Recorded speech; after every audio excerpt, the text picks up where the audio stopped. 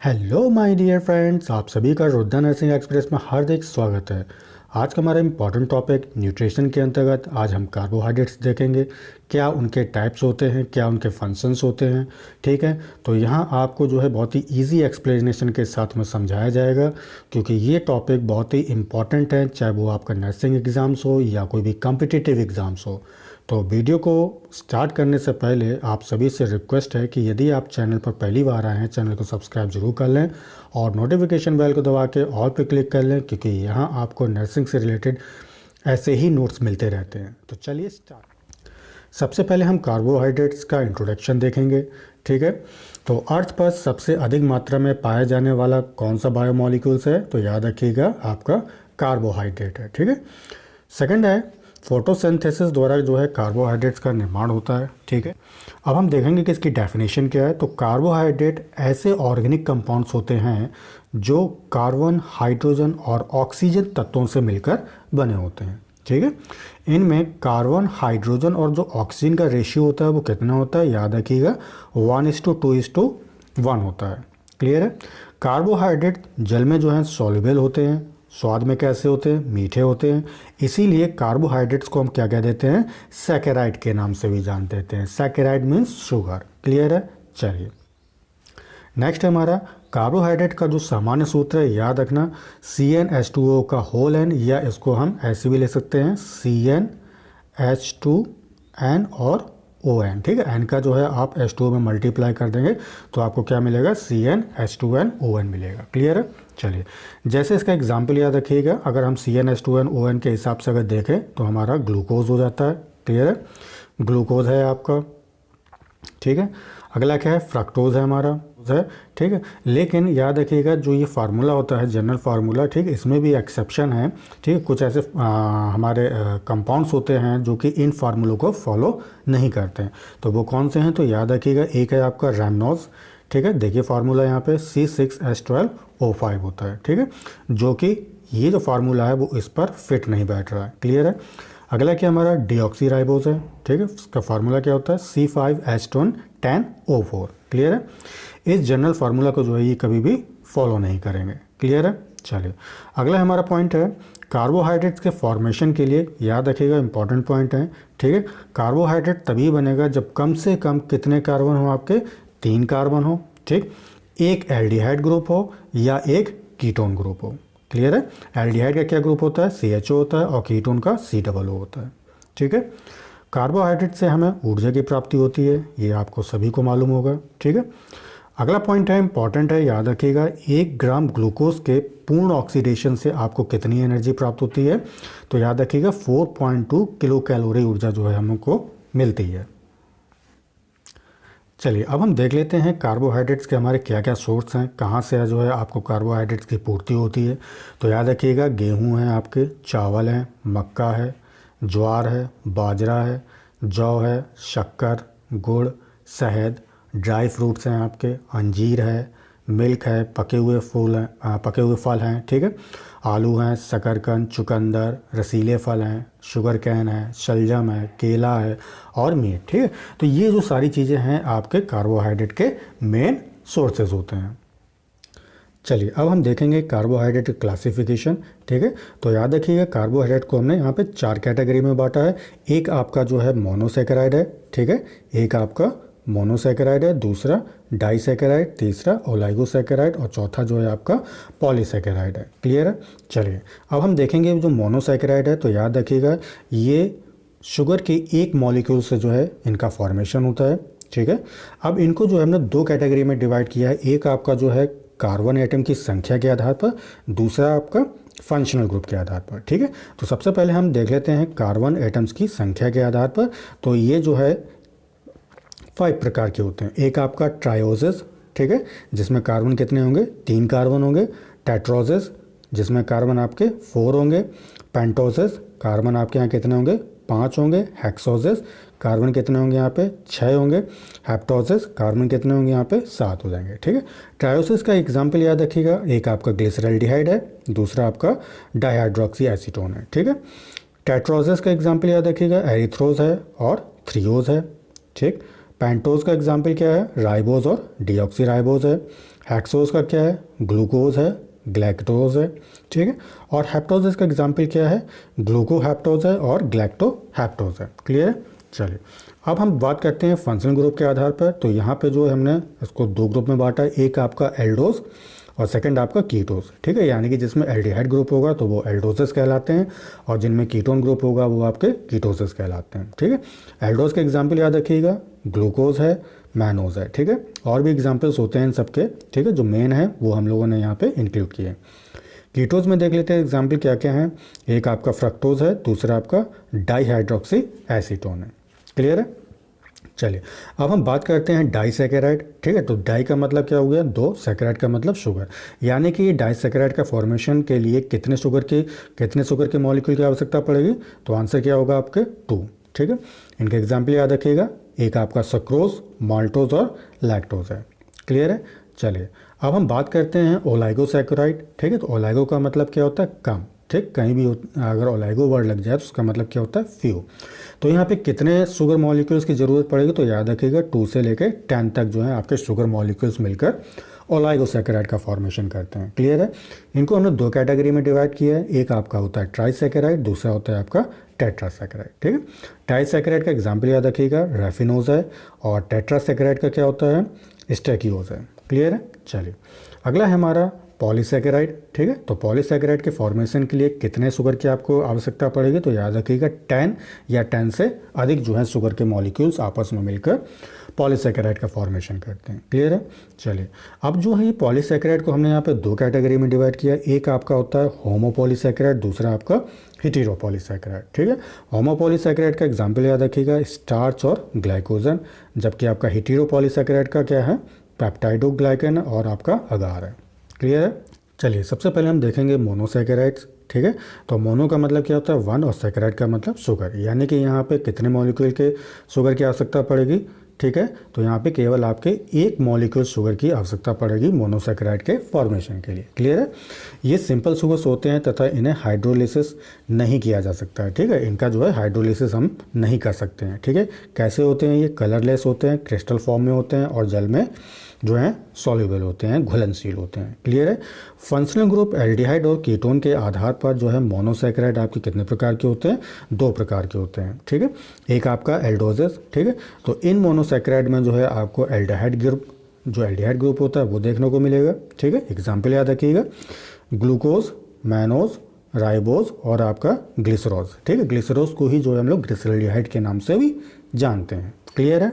चलिए अगला है हमारा कीटोसिस, ठीक है। तो इसमें इन मोनोसैकेराइड में क्या होता है, कीटोन ग्रुप पाया जाता है, ठीक है। एग्जाम्पल याद रखिएगा, फ्रक्टोज, ठीक, डाईहाइड्रोक्सी एसीटोन और आपका सेडुलोहेप्टुलोज। चलिए अब हम बात करते हैं कार्बन की संख्या के आधार पर, ठीक है। तो ये जो है एल्डोज और कीटोज जो है निम्न प्रकार के होते हैं on the basis of number of carbon, ठीक है। तो सबसे पहला क्या हमारा ट्राइओजेस, यानी कि यहाँ पे कार्बन के कितने एटम्स होंगे, 3 एटम्स होंगे, ठीक है। इनका एग्जाम्पल याद रखिएगा, एल्डोज में आपका ग्लिसरॉल्डिहाइड आ जाता है, जबकि कीटोन में यानी कि जो कीटोज जो होते हैं ग्रुप उसमें कौन कौन सा आ जाता है, आपका डाईहाइड्रोक्सी एसीटोन आ जाता है। क्लियर है। चलिए टेट्रोजेस में कितने कार्बन एटम होंगे, तो 4 कार्बन एटम होंगे आपके, ठीक।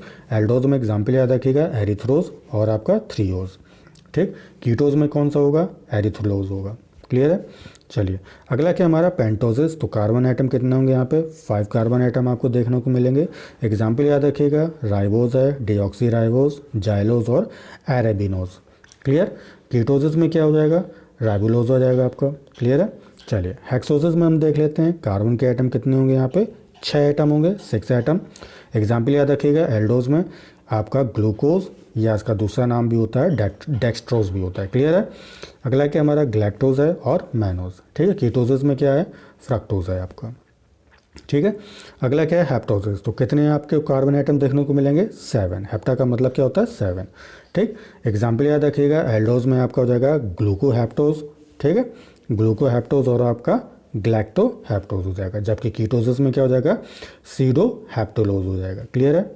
चलिए चलिए कुछ हम स्पेशल पॉइंट की यहाँ पे जो है डिस्कशन करते हैं जो कि आपके नॉलेज को इन्हेंस करेगा।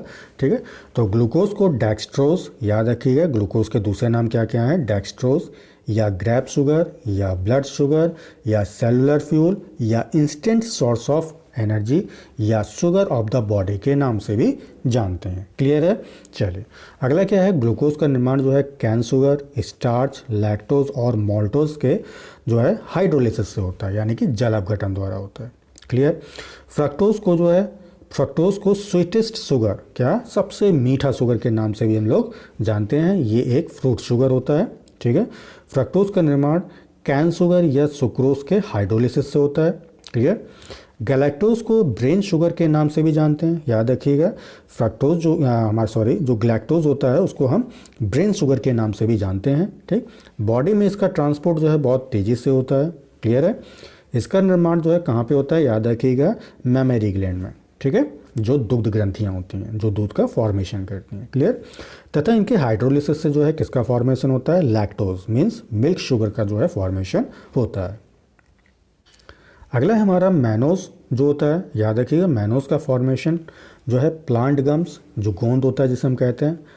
ठीक है, मैनोसेंस के हाइड्रोलिसिस से होता है। ठीक है, बहुत ही सिंपल और मैंने यहाँ पे आपके लिए सिंपल और इफ़ेक्टिव लैंग्वेज का यूज़ किया है जिससे कि आप कोई भी वर्ड या कोई भी जो आप पढ़ते हैं कंफ्यूज ना हो बिल्कुल। ठीक है, कार्बोहाइड्रेट अगर आप देखेंगे दूसरी किताब या अन्य किसी माध्यम से, किसी भी इंटरनेट के माध्यम से, तो वहाँ इतनी ईजी लैंग्वेज जो है आपको नहीं देखने को मिलेगी। क्लियर है। चलिए अब हम बात करते हैं डाइसैकेराइड की। ठीक है, जैसे कि मैंने अभी आपको बोला था कि डाई का मतलब क्या होता है, दो, और सैकेराइड का मतलब शुगर। ठीक है, तो यहाँ पे यानी कि डाइसैकेराइड के फॉर्मेशन के लिए कितने शुगर के मॉलिक्यूल की आवश्यकता पड़ेगी, याद रखिएगा 2। क्लियर है।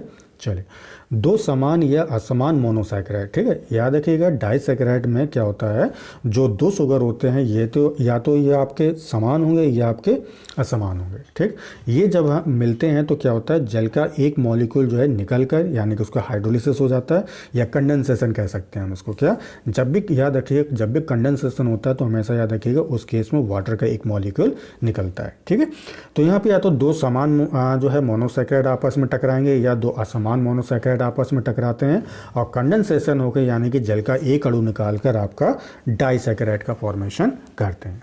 क्लियर है। याद रखिएगा यहाँ पे जो दोनों मोनोसैकेराइड हैं वो आपस में ऑक्साइड लिंकेज, ठीक है, याद रखिएगा single bond O, single bond O, इसको हम कहते हैं ऑक्साइड लिंकेज या ग्लाइकोसाइडिक लिंकेज भी कहते हैं। ठीक है, इनके द्वारा जो है आपस में जुड़े रहते हैं। क्लियर है। याद रखिएगा इनका सामान्य जो फार्मूला होगा C12H22O11 होता है।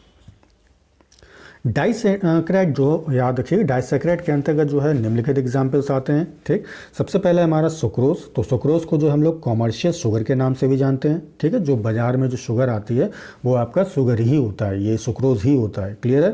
ठीक है, यह प्लांट्स में पाया जाता है। सुक्रोज के हाइड्रोलिसिस से, याद रखिएगा इंपॉर्टेंट टर्म पॉइंट है, ग्लूकोज और फ्रक्टोज का फॉर्मेशन होता है। ठीक है, क्या, फिर से एक बार मैं रिपीट कर रहा हूँ, सुक्रोज के हाइड्रोलिसिस से क्या बनेगा, आपका ग्लूकोज और फ्रक्टोज का फॉर्मेशन होता है। क्लियर है।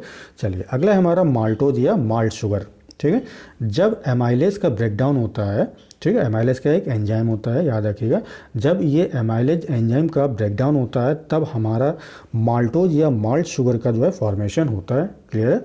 माल्टोज के हाइड्रोलिसिस से ग्लूकोज के दो मॉलिक्यूल्स का फॉर्मेशन होता है। क्लियर है, इंपॉर्टेंट पॉइंट है, याद रखिएगा।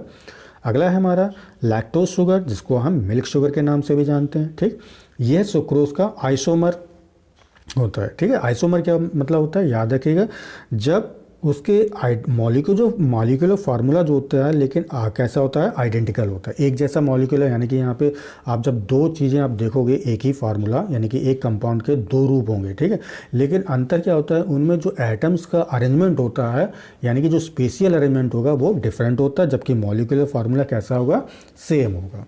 क्लियर है। तो ऐसी कंडीशन को हम क्या कहते हैं, आइसोमर कहते हैं। ठीक है, तो यह सुक्रोज का आइसोमर है, यानी कि आप अगर लैक्टोज शुगर और सुक्रोज का फार्मूला देखोगे तो सेम होगा, लेकिन होता क्या है कि जो स्पेशियल अरेंजमेंट होते हैं एटम्स के, ठीक है, जो लेफ्ट हैंड साइड होता है वो राइट हैंड साइड हो जाएगा। ठीक है, जो राइट हैंड साइड है वो लेफ्ट हैंड साइड हो जाएगा। ठीक है, तो जो स्पेशियल अरेंजमेंट होता है वो चेंज हो जाता है। क्लियर है। लैक्टोज के हाइड्रोलिसिस से याद रखिएगा आपका ग्लैक्टोज और ग्लूकोज का फॉर्मेशन होता है। चलिए अगला है हमारा ओलाइगोसैकेराइड। ओलाइगो का मतलब क्या होता है? फ्यू, और सैकेराइड का मतलब होता है शुगर। यानी कि यहाँ पे कितने शुगर की आवश्यकता पड़ेगी? तो याद रखिएगा 2 से लेकर 10 शुगर, ठीक है, 2 से लेकर 10 तक जो है शुगर मॉलिक्यूल्स आपस में कंडेंस होकर ओलाइगोसैकेराइड का फॉर्मेशन करते हैं, ठीक है। इसके एग्जाम्पल याद रखिएगा रैफिनोज, ठीक है। तो रैफिनोज जो है याद रखिएगा ये कैसा सैकेराइड होता है? ट्राईसैकेराइड होता है, क्लियर है। इसका एग्जाम्पल फार्मूला याद रखिएगा C18H32O16 होता है, ठीक है। इसका मतलब क्या होगा? ट्राईसैकेराइड से मतलब क्या है यहाँ पे कि ये ट्राई का मतलब 3 और सैकेराइड का मतलब शुगर, यानी कि मोनोसैकेराइड के 3 मॉलिक्यूल्स, ठीक है। अब वो 3 मॉलिक्यूल्स कौन कौन से हैं? इंपॉर्टेंट पॉइंट है, याद रखिएगा गैलेक्टोज, ग्लूकोज और आपका फ्रक्टोज, ठीक है। ये तीनों जो है मिलकर आपका क्या फॉर्मेशन करेंगे? रैफिनोज का फॉर्मेशन करते हैं, क्लियर है। ये मुख्यतः जो है आपको कहाँ कहाँ देखने को मिलेगा? शुगर बीट, जैसे चुकंदर हम लोग कहते हैं, ठीक, कॉटन और कुछ फंजाई जो हैं उनमें देखने को मिलता है। अगला है हमारा स्टोकियोज। तो याद रखिएगा ये जो ओलिसैकेराइड होता है हमारा टेट्रासैकेराइड होता है, यानी कि इसका मतलब क्या है? यहाँ पे कितने मोनोसैकेराइड के मॉलिक्यूल्स की जरूरत पड़ेगी? 4। कितने? 4। अब वो कौन कौन से हैं? 2 तो आपके गैलेक्टोज हो गया, एक आपका ग्लूकोज हो गया और एक आपका फ्रक्टोज हो गया। तो टोटल कितने हो गए? 4 हो गए, ठीक। इनसे जो है मिलकर क्या हमारा बनता है? स्टैकियोज बनता है, क्लियर है। ये मेनली जो है फ्लोएम, ठीक है, आपका जो प्लांट का जी ये जो है इंटरनल पार्ट होता है, टिश्यू होता है, उसको हम फ्लोएम कहते हैं, ठीक है। जो ये फ्लोएम का काम क्या होता है? फूड का ट्रांसपोर्ट करना, ठीक है। और दूसरा क्या है आपका? Chinese artichoke. ये क्या है? ये कि प्लांट होता है, ये रूट वेजिटेबल्स है, ठीक है। जैसे कि आप ये फिगर में देख रहे हैं यहाँ पे, ये जो चीज़ होती है, ठीक है, इसको हम क्या कहते हैं? चाइनीज़ आर्टिचोक्स कहते हैं। आप इनके रूट्स को देखिए तो इनकी जो रूटें होती हैं गांठें देखने को मिलती हैं, ठीक है। चाइना में इनको जो है बहुत चाव से खाया जाता है। चलिए अगला है हमारा पॉलीसैकेराइड, ठीक है। तो पॉलीसैकेराइड जो है याद रखिएगा पॉली का मतलब होता है बहुत और सैकेराइड का मतलब होता है शुगर। तो यहाँ पर कितने आपको जो है मोनोसैकेराइड की आवश्यकता पड़ेगी, यानी कितने शुगर की आवश्यकता पड़ेगी? तो याद रखिएगा 10 या 10 से अधिक जो है शुगर मॉलिक्यूल्स या मोनोसैकेराइड जो है आपस में मिलकर पॉलीसैकेराइड का फॉर्मेशन करते हैं, ठीक है। याद रखिएगा इन्हें जो हम लोग कॉम्प्लेक्स कार्बोहाइड्रेट या ग्लाइकेंस या नॉन शुगर के नाम से भी जानते हैं, क्लियर। ये जो हैं इंसॉल्युबल होते हैं, यानी कि जल में अघुलनशील होंगे, नॉन डिफ्यूजिबल होंगे और टेस्टलेस होते हैं, ठीक। इनका फॉर्मेशन जो है 10 या 10 से अधिक मोनोसैकेराइड के कंडेंसेशन से होता है, जैसे कि अभी मैंने आपको बताया था, ठीक। जनरल फार्मूला याद रखिएगा C6H10O5 का होल एन होता है। अब हम समझेंगे कि जो पॉलीसैकेराइड था हमने यहाँ पे जो है 2 कैटेगरी में डिवाइड किया। एक आपका होता है होमोपॉलीसैकेराइड, दूसरा आपका हेटेरोपॉलीसैकेराइड होता है, ठीक है। चलिए सबसे पहले हम देखेंगे होमोपॉलीसैकेराइड, ठीक है। होमो का मतलब क्या होता है? समान, यानी कि यहाँ पर एक ही प्रकार के मोनोसैकेराइड से जो के पॉलीमराइजेशन से याद रखिएगा होमोपॉलीसैकेराइड का फॉर्मेशन होता है, ठीक है। यानी कि यहाँ पे समान प्रकार का एक ही प्रकार के जो हैं आपके मोनोसैकेराइड होने चाहिए, ठीक है। उनका करवा दो आप पॉलीमराइजेशन, ठीक है। पॉलीमराइजेशन क्या होता है? जब 2 या 2 से अधिक जो है सिंपल मॉलिक्यूल्स आपस में मिलकर एक कॉम्प्लेक्स कंपाउंड का फॉर्मेशन करते हैं, तब इस क्रिया को हम क्या कहते हैं? पॉलीमराइजेशन कहते हैं, क्लियर है। चलिए इनका एग्जाम्पल याद रखिएगा स्टार्च, ग्लाइकोजन, सेलुलोज, काइटिन और इंसुलिन होता है। सबसे पहले हम देखेंगे सारे एग्जाम्पल्स को हम एक एक करके अब डिस्कशन करेंगे। तो सबसे पहले हमारा क्या है? स्टार्च, ठीक है। तो याद रखिएगा जो स्टार्च होता है, ठीक, प्लांट्स में भोजन जो है वो किसके रूप में स्टोर रहता है? स्टार्च के रूप में स्टोर रहता है, ठीक। इसका निर्माण एमाइलोज और एमाइलोपैक्टिन से होता है, ठीक है। ये दोनों चीज़ें क्या है? याद रखिएगा ग्लूकोज के फॉर्म होते हैं, ठीक है। जबकि याद रखिएगा जो आपका एमाइलोज होता है ये ग्लूकोज का अनब्रांच्ड पॉलीमर होता है, ठीक है। यानी कि यहाँ पे शाखाएं देखने को नहीं मिलेंगी आपको। जो एमाइलोपैक्टिन होता है ये कैसा होता है? ब्रांच्ड पॉलीमर है ग्लूकोज का, ठीक। जब ये दोनों आपस में मिलते हैं तब जो हमारे स्टार्च का फॉर्मेशन होता है। तो आप देख रहे हैं यहाँ पे जो हमारा पॉलीसैकेराइड था वो कैसा है? होमो है। होमो का मतलब क्या है? एक जैसा। तो यहाँ पे देख रहे हैं आप ग्लूकोज ही है, ठीक है। तो दोनों क्या है? ग्लूकोज के फॉर्म है, एक ब्रांच्ड है एक अनब्रांच्ड है, ठीक। ये दोनों आपस में जब मिल रहे हैं, ठीक, तो मिलने से क्या होगा? हमारा जो है स्टार्च का फॉर्मेशन होगा। अगला क्या है? लार्जेस्ट स्टार्च ग्रेन इन कैना, ठीक है। याद रखिए कि जो स्टार्च, सबसे बड़ा जो स्टार्च ग्रेन होता है वो आपको कहाँ देखने को मिलता है, कन्ना, ठीक है। ये कि प्लांट होता है बट स्मॉलेस्ट इन राइस, ठीक है। लेकिन सबसे छोटा जो आपका स्टार्च ग्रेन होगा वो कहाँ देखने को मिलेगा, राइस में मिलेगा। क्लियर है। चलिए, shape of starch grain is rounded in wet. Starch का जो कण होता है यदि राउंडेड है तो ये कहाँ देखने को मिलेगा, आपका व्हीट में देखने को मिलेगा। ओवल है, अंडाकार है तो पोटैटो में होगा इसका, ठीक। स्पिंडल फॉर्म में है तो बनाना में देखने को मिलेगा। डंबल शेप में है तो यूफॉर्बिया में देखने को मिलेगा, ठीक है। Amylose gives a blue colour with iodine, ठीक है। अगर इसका हम टेस्ट करते हैं, स्टार्च का जब टेस्ट कराया जाता है, ठीक, याद रखिएगा अगर आयोडीन के साथ में जब हम इसका टेस्ट करते हैं और आपको ब्लू कलर मिलता है तो समझ लीजिए वो एमाइलोज होगा। यदि पर्पल कलर मिलता है आयोडीन के साथ में तो वो एमाइलोपेक्टिन होगा। क्लियर है। चलिए, तो अगला एग्जाम्पल है हमारा ग्लाइकोजन, ठीक है। तो ग्लाइकोजन याद रखिएगा ये जो है ग्लूकोज के फॉर्म में, किसके फॉर्म में, ग्लूकोज के फॉर्म में जो है आपके एनिमल्स जो होते हैं उनके लीवर और मसल्स में जो है ये स्टोर रहते हैं, ठीक है। किस में स्टोर रहते हैं, आपके लीवर और मसल्स में स्टोर रहते हैं। क्लियर है। इनका निर्माण जो है एमाइलोज व एमाइलोपेक्टिन से होता है। क्लियर है। चलिए, अगला है हमारा सेल्यूलोज, ठीक है। ग्लूकोज के पॉलीमर, क्या, ग्लूकोज के पॉलीमर, यानी कि यहाँ पे ग्लूकोज के कितने मॉलिक्यूल चाहिए आपको, 8000, ठीक है। 8000 जो होते हैं ग्लूकोज आपस में मिलकर एक स्ट्रिक्ट चेन का फॉर्मेशन करते हैं जिसको हम क्या कहते हैं, सेल्यूलोज कहते हैं। क्लियर है। प्लांट की जो सेल वॉल होती है सेल्यूलोज की बनी होती है, आपको याद रखना है, ठीक। 95% सेल्यूलोज जो है आपको हेम्प व जूट के फाइबर्स में देखने को मिलते हैं, ठीक। 90% जो सेल्यूलोज होता है वो कॉटन फाइबर्स में पाया जाता है। अगला है हमारा पॉइंट, ह्यूमन डाइट में सेल्यूलोज जो है रफेज बनाता है, ठीक है। और रफेज का काम क्या होता है, याद रखिएगा ये डाइजेशन के समय पेरिस्टालसिस और आपका बॉवल मूवमेंट जो है ये उसको उत्तेजित करता है। क्लियर है। चलिए, अगला पॉइंट है human beings are unable to digest cellulose. हमें मालूम होना चाहिए कि जो हम मानव लोग हैं, हम जो इंसान लोग हैं, क्या नाम, सेलुलोज का जो है पाचन नहीं कर पाते हैं, ठीक है, अनेबल होते हैं पाचन करने में। तो because they do not contain any enzyme required for cellulose digestion, ठीक है। तो क्योंकि हमारे पास क्या होता है कि कोई भी ऐसा एंजाइम नहीं होता है जो इन सेलुलोज का पाचन कर सके, ठीक है। लेकिन ये एंजाइम याद रखिएगा आपको जो है जितने भी जो आपके रूमिनेंट्स होते हैं, यानी कि जो घास घास खाते हैं पालतू पशु, आपके गाय भैंस हो गए हैं, ठीक, जो रौथियाने वाले जितने भी पशु होते हैं जैसे बकरी, गाय, भैंस, ठीक, तो ये क्या होता है इनमें जो है सेलुलोज के पाचन के लिए जो है विशेष प्रकार का एंजाइम्स पाया जाता है जो कि सेलुलोज को आसानी से ब्रेक डाउन कर देता है, उसका डाइजेशन कर देता है। क्लियर है। चलिए, ठीक। अगला क्या है, यह एक ऐसा सब्सटेंस है जो पृथ्वी में सर्वाधिक मात्रा में पाया जाता है, ठीक है। नेक्स्ट है हमारा काइटिन, ठीक है। तो काइटिन जो होता है याद रखिएगा एन एसिटिल ग्लूकोसामीन के रिपीटेशन से इसका फॉर्मेशन होता है। यह एक लीनियर अनब्रांच संरचना होती है। क्लियर है। ठीक।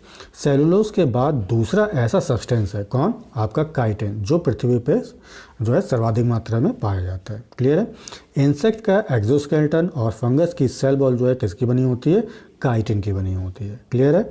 चलिए, अगला एग्जाम्पल है हमारा इंसुलिन।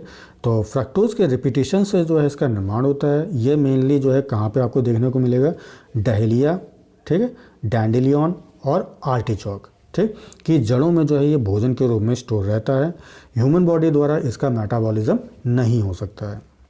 चलिए, अगला हमारा जो है पॉलीसेकेराइड का जो टाइप है हेटेरो पॉलीसेकेराइड, जैसे नाम से स्पष्ट है, हेटेरो का मतलब अलग अलग, ठीक, यानी कि यहाँ पर इस पॉलीसेकेराइड के फॉर्मेशन के लिए, ठीक है, यानी कि हेटेरो पॉलीसेकेराइड के फॉर्मेशन के लिए अलग अलग प्रकार के मोनोसेकेराइड जो हैं आपस में अटैच होकर जो है किसका फॉर्मेशन करेंगे, हेटेरो पॉलीसेकेराइड का फॉर्मेशन करेंगे। ठीक है, इनका एग्जाम्पल याद रखिएगा, पेप्टाइडोग्लाइकन, अगार, ठीक है, हिलुरोनिक एसिड, ठीक, chondroitin sulphate, dermatan sulphate, keratin sulphate, heparin और गामा ग्लोब्यूलिन। ठीक है, इन सारे एग्जाम्पल्स को हम एक एक करके देखेंगे। तो सबसे पहला हमारा क्या है, पेप्टाइडोग्लाइकन है। जैसे कि आपको मालूम होगा कि जो हमारा पेप्टाइडोग्लाइकन है ये कहाँ पे पाया जाता है, बैक्टीरिया की सेल वॉल में। ठीक है, इंपॉर्टेंट कंपोनेंट्स है वहाँ पे जो है ये पाया जाता है।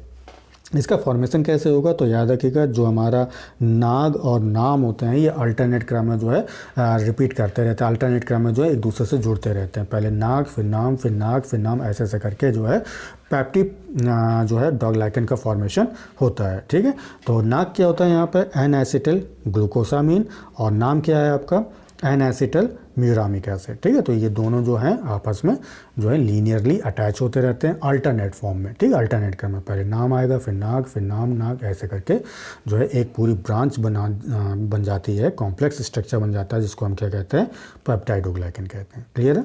चलिए अगला है हमारा अगार।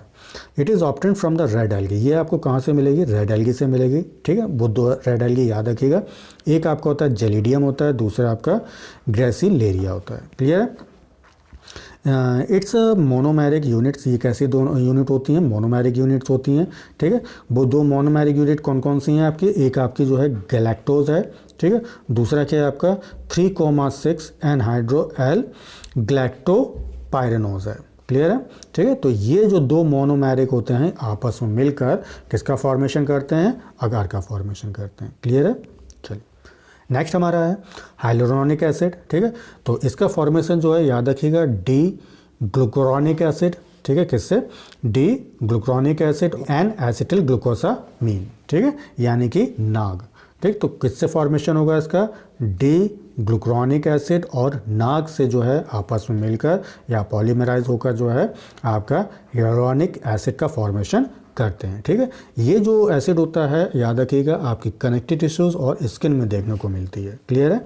चलिए नेक्स्ट हमारा कॉन्ड्राइटन सल्फेट। ठीक है, it is made up of the chain of alternating sugars. ठीक है, अल्टरनेटिंग शुगर का मतलब क्या है, पहले आएगा हमारा एन एसिटिल ग्लैक्टोसामीन, फिर आएगा ग्लूकुरोनिक एसिड, फिर आएगा एन एसिटिल ग्लैक्टोसामीन, फिर आएगा ग्लूकुरोनिक एसिड। तो ऐसी जो है बार बार ये अल्टरनेट क्रम में जो है रिपीट करके जो है हमारा कॉन्ड्राइटन सल्फेट का फॉर्मेशन होता है। ठीक है, it contributes to tensile strength. ये जो है मसल्स जो हमारी कार्टिलेजेस होती हैं, टेंडन्स हैं, लिगामेंट्स हैं, और जो एओर्टा की जो वॉल होती है उसको क्या है टेंसाइल स्ट्रेंथ प्रदान करती है, यानी कि मजबूती, रिजिडिटी प्रदान करती है, साथ में इलास्टिसिटी भी देगी उसको। ठीक है, नेक्स्ट ये हमारा डर्मेटन सल्फेट है। ठीक, it is a made up of N acetyl galactosamine, ठीक, एंड आइडियोरोनिक एसिड। ठीक है, तो ये दो जो है हमारे कंपाउंड हैं, उनके फॉर्मेशन से आपस में जुड़ने से जो है डर्मेटन सल्फेट का फॉर्मेशन होता है। ठीक है, तो याद रखिएगा पहला हमारा कंपाउंड कौन सा है, एन एसिटिल